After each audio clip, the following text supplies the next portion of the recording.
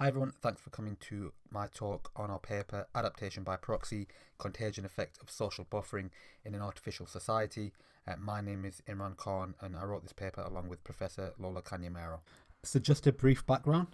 Social agents in the natural world that form and maintain close social bonds are found to live longer, healthier lives in stressful conditions when compared to social agents without social support and without social bonds.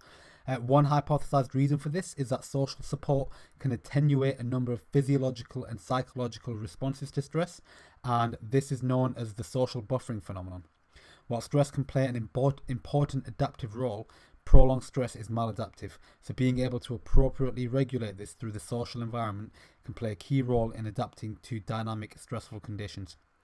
The biological hormone oxytocin has been suggested to be a key mediator in the social buffering phenomenon, and this includes through its effects on reducing the perception of external stresses by modulating the perception of the valence of social partners and mediating an agent's long-term tolerance to stress, likely by affecting the activation of internal stress systems. Taken together, these hormonal effects underpinning social buffering can play an adaptive role in the regulation of homeostasis, that is, the maintenance of essential variables in that tight range that permits survival, by adapting an agent's internal physiology, including the homeostatic mechanism itself, in anticipation of the need to respond to change, by integrating both prior and current internal, external, and social information. This is known as social allostasis, as described by Shulkin.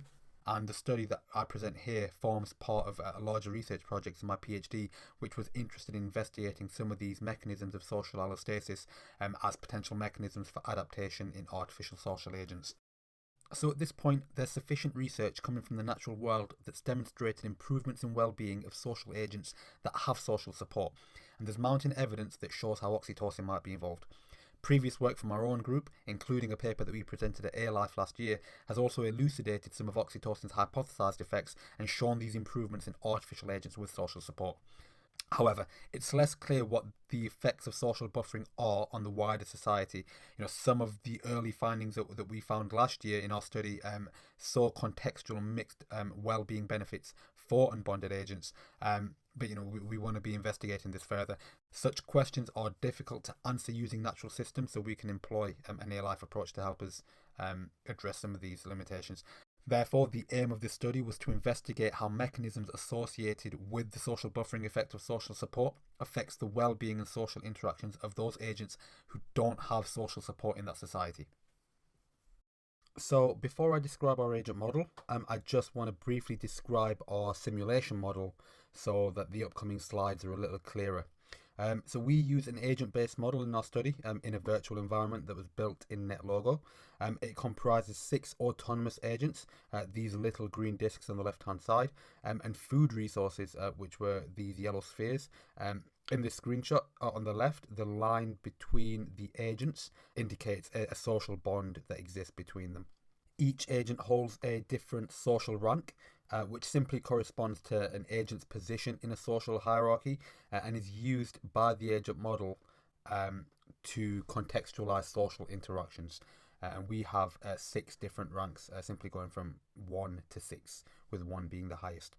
The goal of each agent is simply to survive, i.e. maintain stability of an internal milieu or an internal physiology. And in our model, we have 2 essential variables that must be maintained: energy and social need. And the maintenance of this internal physiology is achieved through behaviors that are determined by our agent model. Agents can perform 2 types of consummatory behaviors. They can either eat food resources, or they can touch either in a positive manner or a negative manner, and they can touch other agents. Finally, this model is also available to download and play around with if anybody is interested using this link. So our agent model comprises 3 interacting components, which we're just going to discuss over the next few slides. So we have our action selection architecture, which selects an agent's actions based on the homeostatic regulation of this internal physiology and these internal needs. This action selection architecture is then acted on by an affective or a hormonal system, which comprises two simulated hormones that act as sort of neuromodulators on this internal physiology and agent behaviors. And finally, we have a component which we call the social assessment component, which simply further contextualizes social interactions based on the affective state of an agent, and also accounting for her relationship with her affective relationship with other agents in the environment. So the core of our agent model builds on a long-standing cybernetics-inspired approach that was proposed by Cañamero in '97 and has been used in the work in our group and the work of other groups as well. So this action selection architecture is modelled around a homeostatically controlled internal physiology, where actions are selected and driven by the maintenance of two internal or essential variables within a set range of values, i.e., the maintenance of homeostasis. So, as we briefly described a couple of slides ago, our agents have two of these internal needs, like these physiological needs, which we refer to as energy and social need. And the goal of our agents is then to maintain each of these variables as close as possible to their maximum value through error correcting behaviors. So these internal needs have ideal set points, and they experience a small loss rate over time, effectively moving away from their ideal set point and creating this error or deficit. This deficit is then combined with the perception of external stimuli to calculate a winning motivation. So an agent can either be hungry or lonely. These motivations are then mapped onto one of two behaviors, i.e., to eat food when an agent is hungry, or to touch another agent when an agent is lonely. And performing these behaviors then satisfies these internal deficits by a small amount. As we're going to discuss a little bit later, depending on whether an agent is undergoing a state of stress, this behavior of touch can either be in the form of a positive social interaction, so grooming, or a negative social interaction, which we've called aggression. So we then have an affective or hormonal system comprising of two simulated hormones that simply act on our action selection architecture as neuromodulators on the internal physiology or behaviors in numerous ways.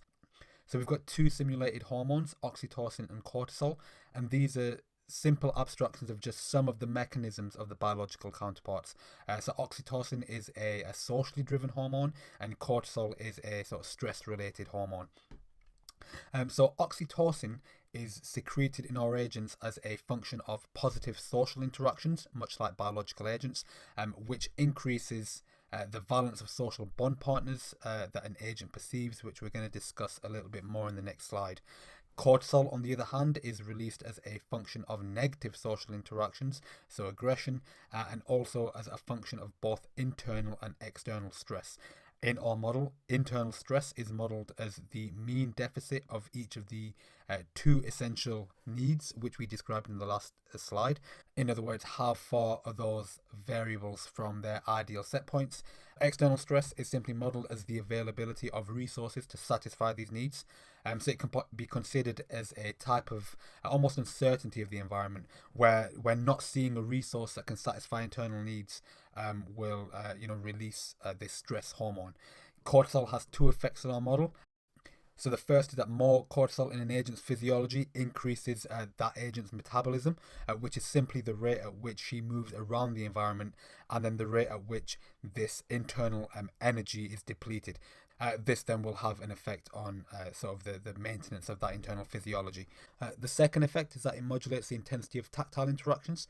So as our agents move through this 2D space and physically touch each other, CT levels will determine how strong that tactile interaction will be, which will have an effect on the cortisol, the amount of cortisol that is released in recipient agents. Each agent also has this internal stress threshold, which is a value that determines how much of this cortisol she can withstand in her physiology before she undergoes a stress state. This stress state will then affect the type of social behaviors that an agent will perform, which we're going to discuss a little bit more. And finally, we have the social assessment component. So when the agent is motivated to touch another agent in order to satisfy their internal social need, this equation determines which type of social interaction an agent will perform by accounting for the difference between social ranks of an agent that it perceives, as well as any potential social bond that exists between them, and finally whether an agent is undergoing a state of stress or not. This part is only relevant for bonded agents, and so we only make a passing mention to it here. Um, for simplicity, we'll just state that rank difference is a normalized value between -1 and 1, where a positive value indicates that an agent is higher ranked than an agent that she perceives, and vice versa.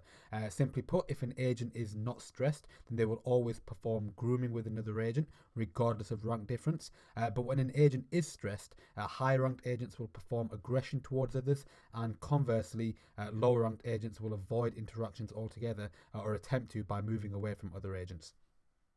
So that's our agent model.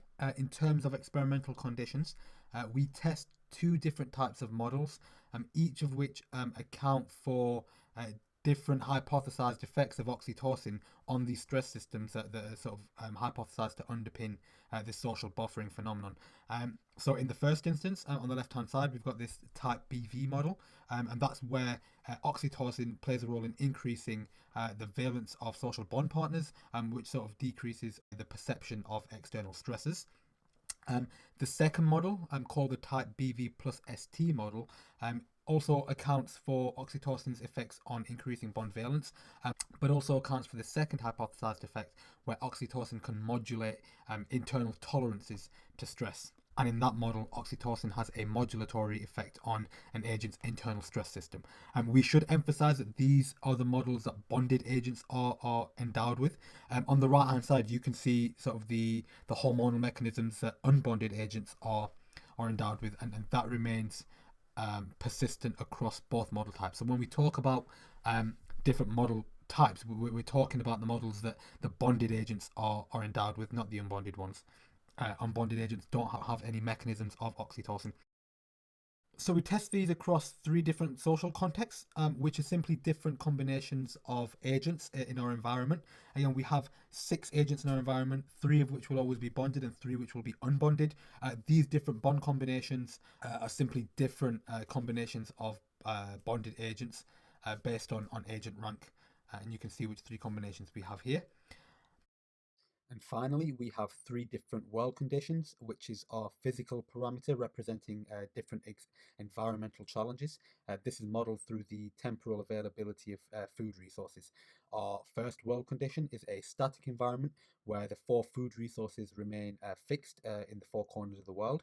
We then have 2 dynamic conditions, so seasonal, which has food steadily decreasing from 4 to 3 to 2 to 1, and then steadily back up to 2, 3, 4 every 1,000 time steps, and our extreme environment, which has food immediately changing between 4 to 1 resources, and then back to 4, and again every 1,000 time steps.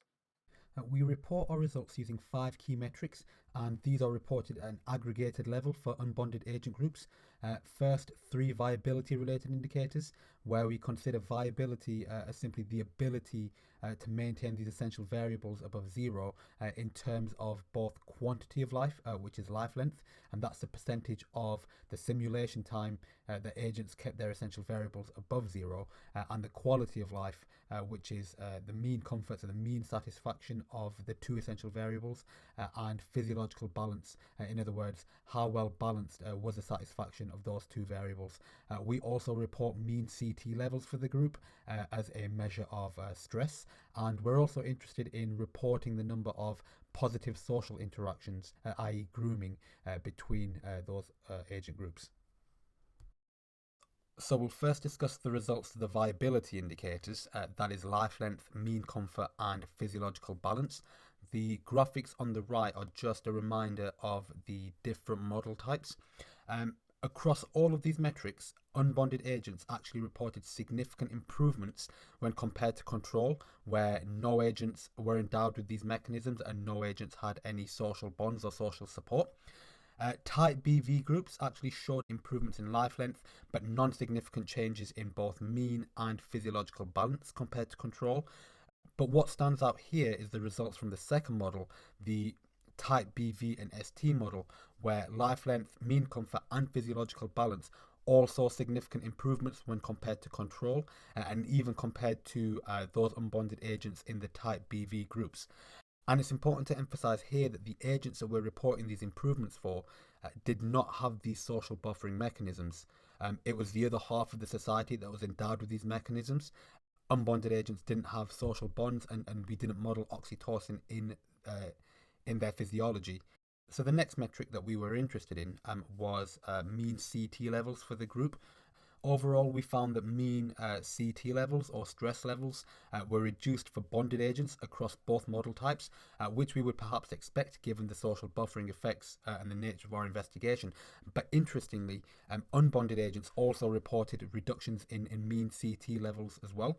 Again, we found that these results were associated with the different model types, where we accounted for no mechanisms of social buffering in the control group, then the type BV with one mechanism, then BV plus ST with two mechanisms. So the table on the right shows the difference in mean cortisol levels for the unbonded and bonded groups when compared to control. What's particularly interesting here are some of the instances that we highlight in red, where we actually find larger reductions in mean CT levels for unbonded agents when compared to those bonded agents, perhaps suggesting that social buffering actually played a more significant role in reducing stress in agents without social support in some of these contexts. Overall, these observations suggest that stress reduction via these social buffering mechanisms may not be limited to just socially supported agents, but we're seeing stress reduction in the wider society as well. So finally, we were interested in looking at how social interactions of unbonded agents were affected by these models. As a reminder, there were two types of social interactions that an agent could perform: this socio-positive grooming and a socio-negative aggression, which you can see in the graphic at the top right hand side, which was determined by whether an agent was stressed, and that was whether cortisol had exceeded their internal stress threshold. Specifically, again, we were interested in looking at the positive social interactions between agents, so that grooming behavior. So overall, we find an increase in socio-positive interactions, grooming, which was associated with those different model types. And you can see the absolute number of grooming interactions on the left-hand side here. That sort of increases as we account for those different social buffering mechanisms.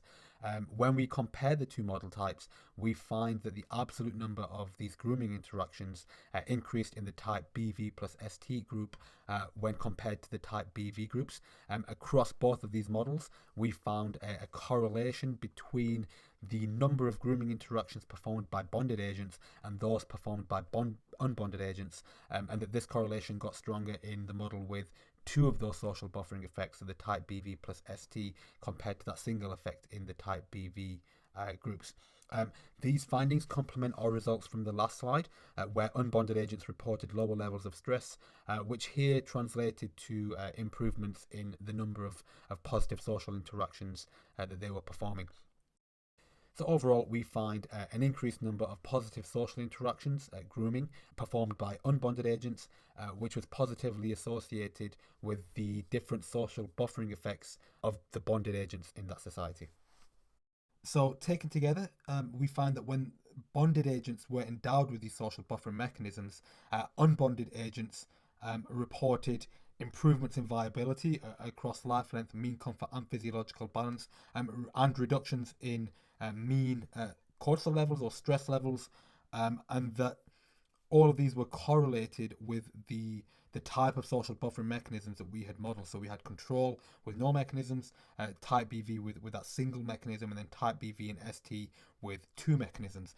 We therefore suggest that this phenomenon of social buffering extends to agents in the society even without the social support that the bonded agents had, and this was seen across numerous physical and social contexts. And what we're going to do here is just discuss two key points as to why we think this might have happened. The first was around stress regulation and its role in affective contagion. We saw how effectively the non-stressed bonded agents actually resulted in non-stressed unbonded agents, and this would have promoted their viability. And this idea of adaptation by proxy for unbonded agents, and specifically the agents with the adaptive mechanisms can constitute an adaptive mechanism for unbonded agents, and that this might be a cost-effective mechanism of adaptation for those agents. These results initially appeared to be counterintuitive and were contrary to what we had expected. So we did some further analysis into why this might be the case. Interestingly, we found that accounting for the second social buffering mechanism, that is adapting an agent's ability to tolerate stress, actually resulted in lower mean levels of cortisol in those bonded agent groups. In other words, being able to tolerate more cortisol actually resulted in lower amounts of cortisol over an agent's lifetime. This resulted in a shift in the type of social behaviours between bonded agents, and here we show how the amount of aggression and grooming towards bonded agents changed, and how stress levels for bonded agents translated into lower absolute numbers of aggression, but also higher rates of grooming between bonded agents. This then leads to less stressed but more closely bonded agents. So what we find is that a mechanism to adapt an agent's ability to tolerate stress actually resulted in lower levels of stress. So as a result of this physiological and behavioural adaptation, we then found more positive social interactions between both bonded and unbonded agents. This causes a less stressful social environment, which is clearly beneficial for unbonded agents. Receiving less aggression and more grooming results in lower CT for those unbonded agents, and as CT was associated with an increase in metabolic cost, lower rates of energy expenditure, which then potentially benefited their ability to maintain viability, although we need to look at this a little more. And all this is supported by our observations. Here we highlight one example where we find reductions in CT between the model types, which showed significant increases in grooming interactions in both bonded and unbonded agent groups. Clearly, more work needs to be done to understand this further, but we found this difference interesting enough to highlight for discussion. And in fact, a very recent paper suggested this finding from rodents as well, that social buffering and stress contagion may actually be complementary processes in societies. So we need to dive into this work a little bit more to understand any potential relevance or correlations to biological systems here. And as a result of this stress, this affective contagion, we find what we've termed an adaptation by proxy mechanism that benefited the overall well-being of those agents in these societies without social bonds and without social support. As we discussed in the previous slide, the physiological and behavioural adaptation exhibited by the agents who were endowed with these social buffering mechanisms clearly benefited those agents with those mechanisms through the reduction of stress and improved viability indicators, which we sort of describe in a separate paper. But the agents without immediate social support and that weren't endowed with those mechanisms nevertheless exhibited some improvements in viability and reported reduced levels of stress. Considering that adaptation has a metabolic cost associated with it, this is sort of the wear and tear on the body that accumulates as a result of adaptation, called the allostatic load. Could this adaptation by proxy mechanism then be a cost-effective way to adapt? You know, from an evolutionary standpoint, if we consider the goal to be not just adaptation, but the most cost-effective type of adaptation, for these agents that can ground their adaptation in the physiology of other agents in the environment, allows others to bear that physiological cost, which appears to be a fairly cost-effective, if not counterintuitive strategy to adaptation. For these unbonded agents, this might in theory allow their metabolic resources to be reallocated in the pursuit of some other goal.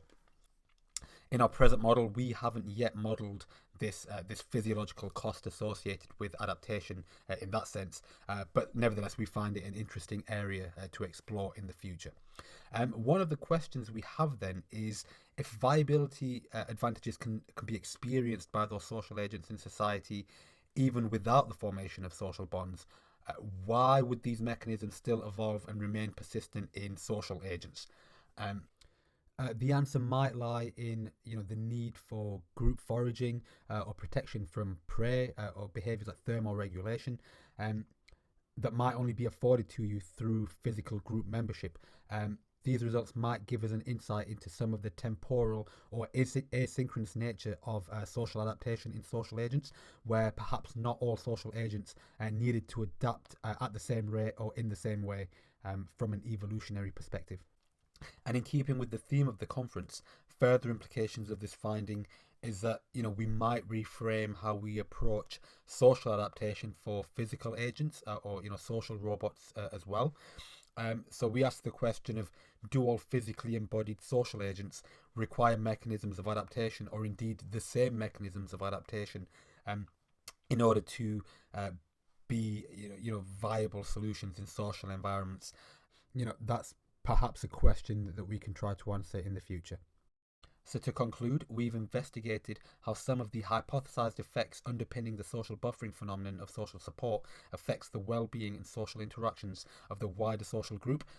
Our results found significant well-being improvements to these agents even without social support. In a small society of agents, when the other agents in a society had social bonds, and we found this to be true across numerous environmental and social contexts.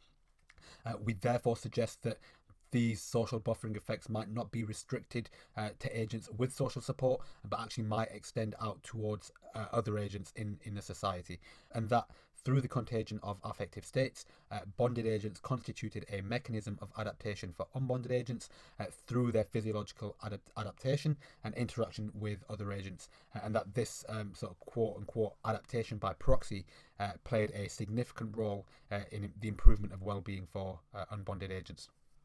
And that's everything. Thank you very much for listening.